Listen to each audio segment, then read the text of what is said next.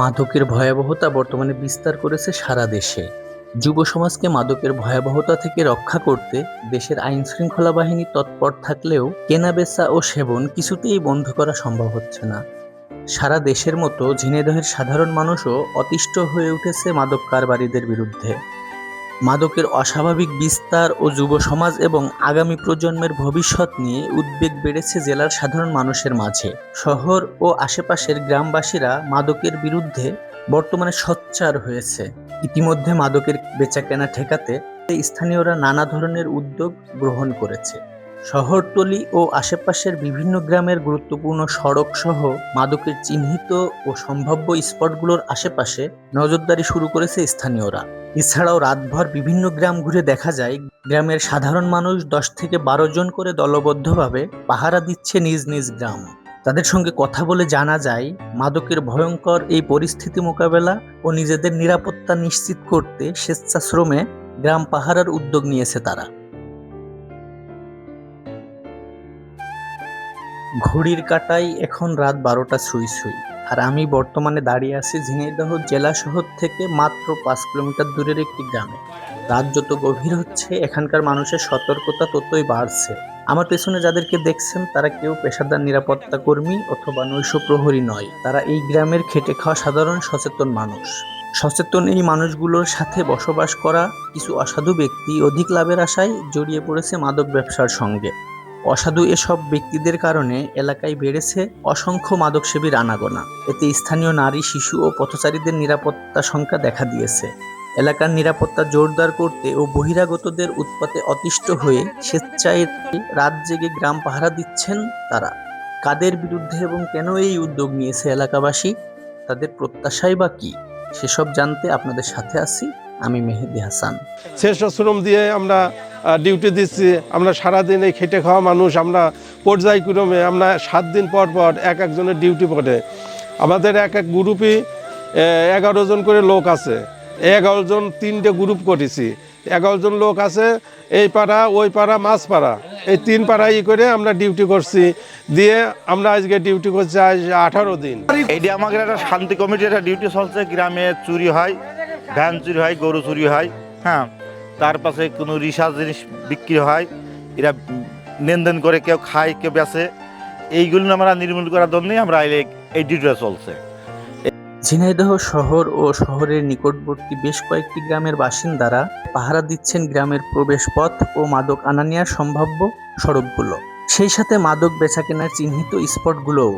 এর মধ্যে বাসুদেবপুর গ্রাম পাহারায় স্বেচ্ছাশ্রম দেয়া স্থানীয় লোকজনের সঙ্গে কথা বলে জানা যায় প্রতি রাতে গ্রামের বিভিন্ন বয়সের 10 থেকে 12 জন করে কয়েকটি দল আলাদা আলাদা স্থানে বিভক্ত হয়ে পাহারা দিচ্ছে তাদের গ্রাম। আমরা এরম ছিল ছেলেপেলে কিছু রাস্তায় আনাগোনা করতো। আমরা একটা ধারণা করলাম যে মনে হয় এরা এই মাদকের সাথে জড়িত, কিন্তু আমরা এই ডিউটি চালু করার পরের থেকে রাস্তায় আর কেউ নাই। রাস্তাতে এখন অন্য অন্য জায়গায় কি করে কি না করে জানি না, আমাদের এই রাস্তার ভিতরে আর এরকম কোনো এখন এসে হয়তো আমাদের গ্রামের মেয়ে ছেলেপেলে স্কুলে যায়, এদের উত্তপ্ত করে। বাইরের পোলাপান এসে এখানে দেখা যাচ্ছে বিভিন্ন জায়গাতে ছেলেপেলে এসে আমাদের এই স্থানীয় ছেলেপেলেগুলো নষ্ট করছে, এদের সাথে সঙ্গ দিচ্ছে, এরা নিষাদ্রব্য জড়িয়ে যাচ্ছে। এর থেকে আমরা বাঁচার জন্যে বা আমাদের ছেলেপেলে ভালো রাখার জন্য আমরা গ্রামের দল বল নির্বিশেষে গরিব, জোয়ান, বৃদ্ধ সবাইকে নিয়ে আমরা একটা মিটিং করি। মিটিং করার পরে সবাই সম্মতিক্রমেই আমরা একটা সিদ্ধান্ত নিয়ে যাই, তাহলে আমরা একটা শান্তি কমিটি ডিউটি যদি করি আমরা প্রতিনিয়ত, তাহলে হয়তো এই মাদক বা এই চুরি, এই জুয়া, এগুলো আমরা বন্ধ করতে পারবো। তাতে আমরা এই 18 দিন ডিউটি করছি। 18 দিন ডিউটিতে তাতে আমরা অনেকটা ফলাফল ভালো পাইছি। স্থানীয়রা আরও জানায় এমন উদ্যোগের মূল উদ্দেশ্য গ্রামে অপরাধমূলক কর্মকাণ্ড ও মাদক সংশ্লিষ্টদের অবাধ যাতায়াতে নিরুৎসাহিত করা এবং গ্রামের নিরাপদ পরিবেশ ফিরিয়ে আনা। মাদক, জুয়া, এই খেলার মাধ্যমে যারা ক্ষতিগ্রস্ত হয়, এই ক্ষতিগ্রস্ত হওয়ার কারণে এই খেলায় ঠকে যায়। এই ঠকে যাওয়ার কারণে তারা টাকা জোগাড় করতে পারে না, এইসব চুরি চাট্টাগুলো করে বা মাদক ব্যবসা করে, মাদক সেবন করে। তা আমরা দেখলাম এই আমাদের ছেলেপেলেগুলো, আমাদের গ্রামের লোকজন খুব ক্ষতিগ্রস্ত হচ্ছে। এইগুলো ঠেকানোর জন্য কি করা যায়, এই জন্যে আমরা সবাই মিলে গ্রামের লোক সবাই দলবল নির্বিশেষে আমরা ডাকলাম, ডেকে বসে আমরা সিদ্ধান্ত নিলাম এটা কিভাবে নিরসন করা যায়। আমরা এই যে আপনার নিজেদের গ্রাম, নিজেদের সন্তান, আশপাশের লোকজন যাতে ভালো থাকতে পারে, পথচারীরা যাতে ভালো থাকতে পারে, বহিরাগত লোকজনের আনাগোনা এইগুলো যাতে বন্ধ করার জন্য আমরা এই উদ্যোগটা নিয়েছি। শুধু আইন শৃঙ্খলা বাহিনীর উপর নির্ভর না করে সামাজিক সচেতনতা ও সম্মিলিত উদ্যোগও অপরাধ প্রতিরোধে গুরুত্বপূর্ণ ভূমিকা রাখতে পারে, এমনটাই মনে করেন তারা। নিজেদের দায়িত্ববোধ থেকেই পাহারা কার্যক্রম শুরু করেছেন বলে জানান এই মানুষেরা।